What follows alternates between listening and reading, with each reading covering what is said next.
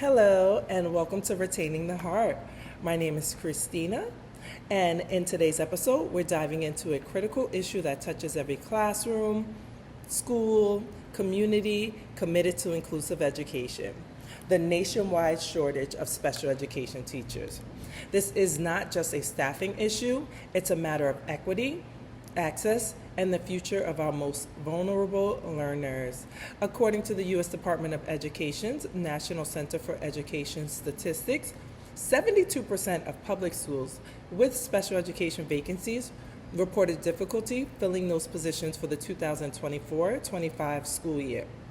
This statistic is more than just a number problem, it's a quality of education problem. It represents real classrooms where students with disabilities may not be receiving the support they deserve. Special education is the foundation for providing individualized instruction and ensuring that all students, regardless of ability, can succeed. But our schools are struggling to maintain that foundation. This shortage isn't new. Between 1998 and 2018, 80% of states reported shortages of special education teachers, a consistent, decade-long challenge that unfortunately continues to grow. Yet, the demand for qualified special educators has never been greater. When schools cannot fill these vital roles, they often turn to short-term substitutes, increase class sizes, or rely on teachers who are not fully certified. These stopgap measures may fill a seat, but they do fail to meet the individualized needs of students with disabilities, which is undermining both compliance and quality of education. Let's talk about teachers. Research shows that special educators are 11% more likely to leave the classroom and 72% more likely to transfer schools than general education teachers. Why? Working conditions? Special educators often face an overwhelming workload. They're managing IEPs, collaborating with general education staff, adapting instructions, all while communicating with families and navigating with limited resources. When the balance between responsibility and support is off, teachers experience stress, burnout, and eventually attrition. Unfortunately, while leadership programs typically cover the legal foundation of IDEA, few address the practical side of leading inclusive schools or supporting special educators effectively. And if you are a school leader listening in, you are not alone if you feel the same. Most principals and school leaders report limited preparation for supporting special education staff. This gap in leadership preparation must change if we hope to retain our talented special educators. Now let's consider the direct impact on our students. The U.S. Government Accountability Office 2024 found that many students with disabilities did not receive or had delayed special education services due to staffing shortages. Some districts even relied on unqualified personnel or virtual services, which proved less effective than in-person instruction. There's a human story behind each of these cases. Let me provide you one. In Pennsylvania, one student with autism was unable to leave the classroom during the school day because there were not enough trained staff to support them. The court ruled that staffing shortages were not an excuse for denying a free, appropriate public education, and this consequence goes far beyond academics. When experienced special educators leave, they take their institutional knowledge and relationship with them. This turnover disrupts program consistency and affects the effectiveness of the entire teaching team. And those impacts are not felt equally. Schools in rural areas or those serving more racially and economically marginalized students, they unfortunately face the greatest staffing challenge. For example, schools with higher poverty rates are 5 percentage points more likely to employ special educators without formal preparation. These disparities deepen inequities and they do widen achievement gaps.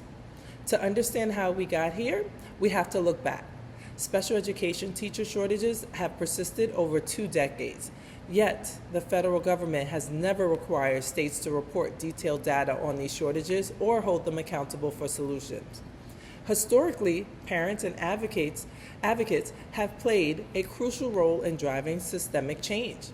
From the passage of IDEA to ongoing efforts to secure fair funding and access, their advocacy must continue today, because these shortages are rooted in systemic problems that require systemic solutions. Once again, this is not just a staffing issue, it's a societal one. Persistent shortages affect rural, urban, and suburban districts alike. They drive up district costs between $12,000 and $25,000 per teacher loss. And they place added burdens on school budgets that's already stretched thin. And our students with disabilities also face societal stigma, which can impact their confidence, relationships, and their sense of belonging. The lack of stable, well-trained special educators only deepens those social and emotional changes. So you ask, where do we go from here? We must reimagine how we recruit, prepare, and retain special education teachers. And that requires collective efforts from our leaders, educators, policymakers, and families. Here's what we can do. As school leaders, you must invest in recruitment and prioritize retention, actively recruit a diverse workforce, develop mentorship and support systems for new special educators, reduce caseloads where possible, and invest in wellness and professional growth so people stay in the field. And as school leaders, you must be equipped not just legally, but practically, to understand and support the daily realities of special education.